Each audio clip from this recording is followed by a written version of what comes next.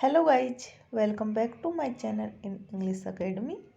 Guys, please like, share, follow, comment and subscribe the channel. Guys, if you have subscribed the channel, now become on the topic the poem Otto Ottoman. Guys, the poem Otto Ottoman is written by the famous romantic poet John Keats, who is famous for his pictorial quality in his poems. Guys, in the last video, we have discussed a little introduction of the poet John Keats and his literary career. Guys, we have also studied about a little introductions about the poem and theme and summary of the poem. Guys, you know that this poem was written in the three stanzas of 11 lines each. Guys, in this poem, Des- the poet presented a colorful descriptions of the of the Ottoman with all the beauty and richness of the season. So guys, in this video we will explain one by one stanza of the poem. So guys, come on the topic. Let's start now. Season of mists and mellow fruitfulness, close bosom friend of the maturing sun, conspiring with him how to load and bless with fruit the vines that round the thatched eaves run, to bend with apples the most cottage trees, and fill all fruit will ripeness to the core, to swell the gourd and plump the hazel cells, with a sweet kernel to set budding more, and still more later flowers for the bees, until they think warm days will never cease, for summer has overbrimmed their clammy cells. Guys, season of mists and mellow fruitfulness, close bosom friends of the maturing sun, conspiring with him how to load and bless with fruit the vines that round the thatched eaves run. Then in the first four lines, the poet is picturing the sight of ripening fruits during the autumn season. Guys, the poet also describes that it is the season when atmosphere is misty and the fruits get ripened. The bright sun has been called it intimation to bend with apples the most cottage tree and fill all fruitful with ripeness to the core. The bright sun has been called its intimate friend as the heat of the sun is very much required for the ripening of the fruits. To bend, to bend with apples the most cottage trees and fill all fruits with ripeness to the core, to swell the gourd and plump the hazel cells. Guys, in this line, the poet also describes that the autumn is the season of mists which are formed as the water is drawn up from the earth by the strong heat of the sun. It is the time when the fruits ripen to their very core. The bright sun shines clearly in the sky, and all the fruits, apples, grapes, dates, and ripen to the whole. There is a plentiful crop of fruits and vegetables. The vines are covered with grapes, and the moss covered trees of the cottage gardens bend with the weight of the apples which have ripened to their core in the friendships of the sun. This season of autumn in the company of its friend, the sun combines to develop the ground and makes the hazelnut grow sweet kernel within their cells and appear plumps.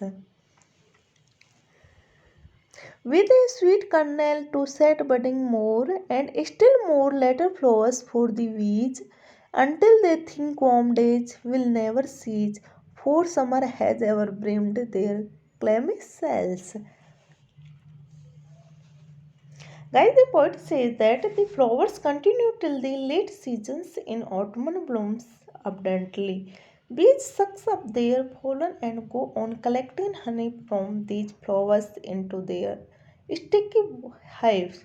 There is such a rich harvest of flowers in autumn, and so wide is the opportunity for bees to collect honey, and they feel that summer season will continue forever. Until they think warm days will never cease, for summer has ever brimmed their clammy cells. The poet also describes that already their hives are overfilled with honey, and there is no space where they can keep their honey. So rich is the harvest that autumn provides to them. Guys, now we come on the next stanza. Guys, in the first stanza, the poet describes autumn with a series of specific, concrete, vivid visual images.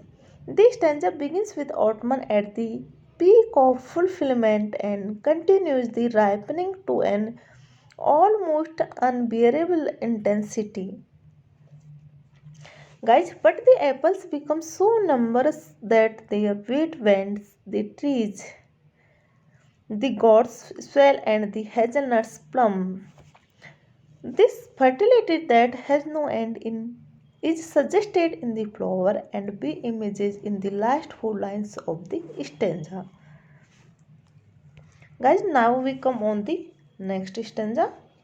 Who hath not seen thee oft amid the store? Sometimes whoever sees abroad may find thee sitting, thee sit, thee sitting careless on a greenery floor, thy hair soft lifted, thy hair soft lifted by the winnowing wind, or on a half ripened furrow sound asleep, drowsed with the fume of poppies while they hope, spare the next breath and all its twin flowers. And sometimes, like a gleaner, though dost keep steady the leaden head across a brook, or by a cider press will pheasant look. Thou wast the last oozing house by hours. In the second stanza, the poet describes that autumn has been personified as a winnower, a reaper, or a gleaner, and also describes a juice extractor. Guys, autumn can be found working in the fields in the different capacities. Whosoever try to find out autumn, he may find him in the field in different forms. Guys, the poet says that sometimes sits careless on greenery floor. Sometimes he can be found asleep while reaping the harvest. At other times, Ottoman can be seen crossing the streams with load of grains plants on his hand. Guys, finally we may see Ottoman sitting by a cider press and watching the drops of juice coming out of the machine for hours. Guys, now we come on the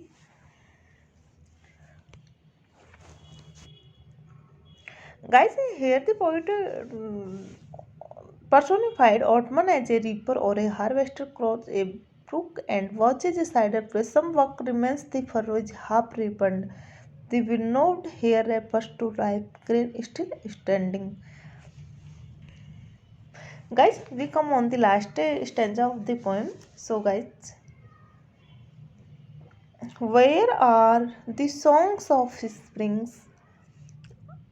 Where are they? Think not of them. Thou hast their music too. While beard clouds bloom the soft dying day, and touch the stable plants with rosy hue. Then in a wailful chorus the small gnats mourn. Among the river swallows borne aloft or sinking as a light wind lives or dies, and full-grown lambs loud bleat from hilly bourne. As cricket sings, and now with treble soft, the red-breast whistles from a garden croft, and gathering swallows twitter in the skies. Guys, in the third stanza of the poem, the picture of wakeful cheer of a small beds, the bleating lamps in the end and closures. The singing hedge crickets, the whistling redbreast in the garden, and the swallows twittering in the sky, all pictures make a great appeal to the poet's heart.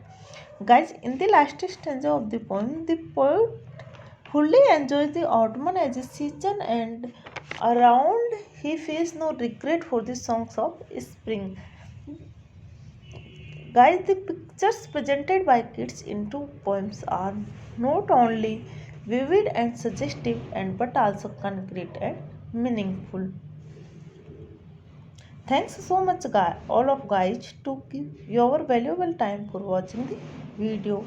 Guys, don't forget to like the video.